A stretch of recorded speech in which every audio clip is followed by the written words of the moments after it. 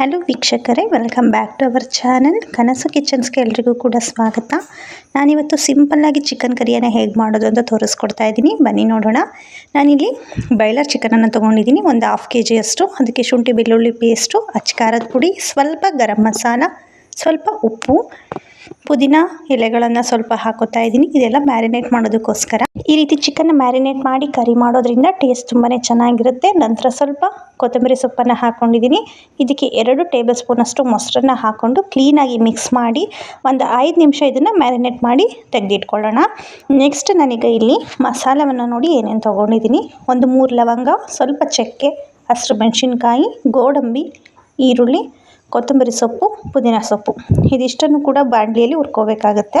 ಒಂದು ಕಡಾಯಿನ ಇಟ್ಕೊಂಡು ಅದಕ್ಕೆ 1 ಟೇಬಲ್ ಸ್ಪೂನಷ್ಟು ಎಣ್ಣೆಯನ್ನು ಹಾಕ್ಕೊಂಡು ನಾನು ಏನೇನು ಮಸಾಲ ತೊಗೊಂಡಿದ್ದೆ ಅಲ್ವಾ, ಇವನ್ನೆಲ್ಲ ಹಾಕ್ಕೊಂಡು ಸ್ವಲ್ಪ ಹೊತ್ತು ಫ್ರೈ ಮಾಡ್ಕೋಬೇಕು. ಈ ರೀತಿ ಒಂದು ಸಲ ಕರಿ ಮಾಡಿ ನೋಡಿ, ತುಂಬಾ ಚೆನ್ನಾಗಿರುತ್ತೆ. ಟೇಸ್ಟ್ ಸ್ವಲ್ಪ ಡಿಫ್ರೆಂಟ್ ಬರುತ್ತೆ ನೀವು ಮಾಮೂಲಿ ಚಿಕನ್ ಗ್ರೇವಿ ಮಾಡೋದಕ್ಕಿಂತ. ನೋಡಿ, ಈ ರೀತಿ ಸ್ವಲ್ಪ ಇದು ಫ್ರೈ ಆದಮೇಲೆ ಇದಕ್ಕೆ 1 ಚಿಟಿಕೆಯಷ್ಟು ಅರಿಶಿನ ಪುಡಿಯನ್ನು ಹಾಕ್ಕೊಂಡು ಕ್ಲೀನಾಗಿ ಒಂದು ಸಲ ಈ ರೀತಿ ಹುರ್ಕೊಳ್ಳಿ. ಎಣ್ಣೆಯಲ್ಲಿ ಕ್ಲೀನಾಗಿ ಹುರ್ಕೋಬೇಕು.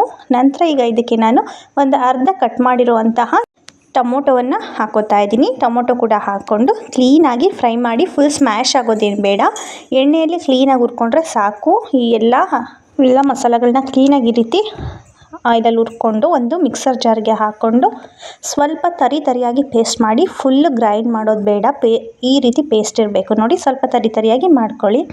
ನಂತರ ನಾನೀಗ ಮತ್ತೆ ಅದೇ ಕಡಾಯಿಗೆ ಒಂದು 2 ಟೇಬಲ್ ಸ್ಪೂನಷ್ಟು ಎಣ್ಣೆಯನ್ನು ಹಾಕ್ಕೊಂಡು ಸಣ್ಣದಾಗಿ ಹೆಚ್ಚಿರುವಂತಹ ಕಡ್ಡಿಯಾಗಿ ಈ ರೀತಿ ಸಣ್ಣದಾಗಿ ಹೆಚ್ಕೊಂಡಿರುವಂತಹ ಈರುಳ್ಳಿಯನ್ನು ಹಾಕ್ಕೊಂಡು ಈರುಳ್ಳಿಯಲ್ಲಿರುವಂತಹ ಹಸಿ ವಾಸನೆ ಎಲ್ಲ ಹೋಗೋವರೆಗೂ ಕ್ಲೀನಾಗಿ ಫ್ರೈ ಮಾಡ್ಕೊತಾ ಇದ್ದೀನಿ. ನಂತರ ಇದಕ್ಕೆ ಒಂದು ಟೇಬಲ್ ಸ್ಪೂನಷ್ಟು ಶುಂಠಿ ಬೆಳ್ಳುಳ್ಳಿ ಪೇಸ್ಟನ್ನು ಆ್ಯಡ್ ಮಾಡ್ಕೊತಾ ಇದ್ದೀನಿ. ಆಲ್ರೆಡಿ ಮ್ಯಾರಿನೇಟ್ಗೂ ಕೂಡ ಹಾಕಿದ್ದೀವಿ, ಹಾಗಾಗಿ ಸ್ವಲ್ಪ ಯೂಸ್ ಮಾಡಿ ಇಲ್ಲಿ. ನಂತರ ಇದಕ್ಕೆ 1 ಚಿಟಿಕೆಯಷ್ಟು ಅರಿಶಿನ ಪುಡಿಯನ್ನು ಹಾಕ್ಕೊಂಡು ಕ್ಲೀನಾಗಿ ಫ್ರೈ ಮಾಡ್ಕೊಳ್ಳಿ. ಶುಂಠಿ ಬೆಳ್ಳುಳ್ಳಿಯಲ್ಲಿರುವಂತಹ ಹಸಿ ವಾಸನೆ ಎಲ್ಲ ಹೋಗಬೇಕು, ಅಲ್ಲಿವರೆಗೂ ಕ್ಲೀನಾಗಿ ಈ ರೀತಿ ಹುರ್ಕೊಳ್ಳಿ. ನೋಡಿ, ಈ ರೀತಿ ಎಲ್ಲ ಕ್ಲೀನಾಗಿ ಹುರ್ಕೊಂಡಾಗಿದೆ. ನಂತರ ನಾನೀಗ ಇದಕ್ಕೆ ಮಸಾಲೆಗಳನ್ನ ಆ್ಯಡ್ ಮಾಡ್ತಾ ಹೋಗ್ತೀನಿ. 1 ಟೇಬಲ್ ಸ್ಪೂನಷ್ಟು ಇದು ಸಾಂಬಾರು ಪೌಡರ್, ನಾವೇನು ಸಾಂಬಾರು ಮಾಡೋಕ್ಕೆ ಯೂಸ್ ಮಾಡ್ತೀವಲ್ವ ಆ ಸಾಂಬಾರು ಪೌಡರ್ನ ಹಾಕ್ಕೊಂಡಿದ್ದೀನಿ. ನಂತರ ಇದಕ್ಕೆ ಒಂದು ಸ್ವಲ್ಪ ಅಚ್ಚಕಾರದ ಪುಡಿ, ಒಂದು ಸ್ವಲ್ಪ ಗರಂ ಮಸಾಲ ಎಲ್ಲವನ್ನು ಹಾಕ್ಕೊಂಡು ಕ್ಲೀನಾಗಿ ಈ ರೀತಿ ಹುರ್ಕೊಳ್ಳಿ. ನಂತರ ನಾನೇನು ರುಬ್ಬಿಟ್ಕೊಂಡಿದ್ದೆ ಅಲ್ವಾ ಮಸಾಲ, ಫ್ರೈ ಮಾಡಿರುವಂತಹ ಮಸಾಲವನ್ನು ರುಬ್ಬಿಟ್ಕೊಂಡಿದ್ವಿ ಅಲ್ವಾ, ಅದನ್ನು ಕೂಡ ಈ ಕಡಾಯಿಗೆ ಹಾಕ್ಕೊಂಡು ಕ್ಲೀನಾಗಿ ಮಿಕ್ಸ್ ಮಾಡ್ಕೊಳ್ಳಿ. ಜಾಸ್ತಿ ಏನು ಇದು ಬೇಯಿಸೋ ಅವಶ್ಯಕತೆ ಇಲ್ಲ, ಯಾಕೆಂದರೆ ಆಲ್ರೆಡಿ ನಾವು ಎಣ್ಣೆಯಲ್ಲಿ ಹುರಿದಿದ್ದೀವಿ. ನೋಡಿ, ಈ ರೀತಿ ಆದ ನಂತರ ಇದಕ್ಕೆ ನಾವು ಮ್ಯಾರಿನೇಟ್ ಮಾಡಿದ್ದಂತಹ ಚಿಕನನ್ನು ಹಾಕೋಬೇಕಾಗುತ್ತೆ. ನೋಡಿ, ಚಿಕನನ್ನು ಹಾಕ್ಕೊಂಡು ಇದಕ್ಕೆ ರುಚಿಗೆ ತಕ್ಕಷ್ಟು ಉಪ್ಪನ್ನು ಹಾಕ್ಕೊಂಡು ಒಂದು 10 ರಿಂದ 15 ನಿಮಿಷ ಒಂದು ಲಿಡ್ನ ಕ್ಲೋಸ್ ಮಾಡಿ ಕ್ಲೀನಾಗಿ ಬೇಯಿಸ್ಕೊಂಡ್ರೆ ಸಿಂಪಲ್ಲಾಗಿ ಟೇಸ್ಟಿಯಾದಂತಹ ಚಿಕನ್ ಕರಿ ರೆಡಿ ಆಗುತ್ತೆ. ಚಪಾತಿ, ರೋಟಿಗೆ, ಫ್ರೈಡ್ ರೈಸ್ಗೆ, ಗೀ ರೈಸ್ಗೆಲ್ಲ ತುಂಬಾ ಚೆನ್ನಾಗಿರುತ್ತೆ.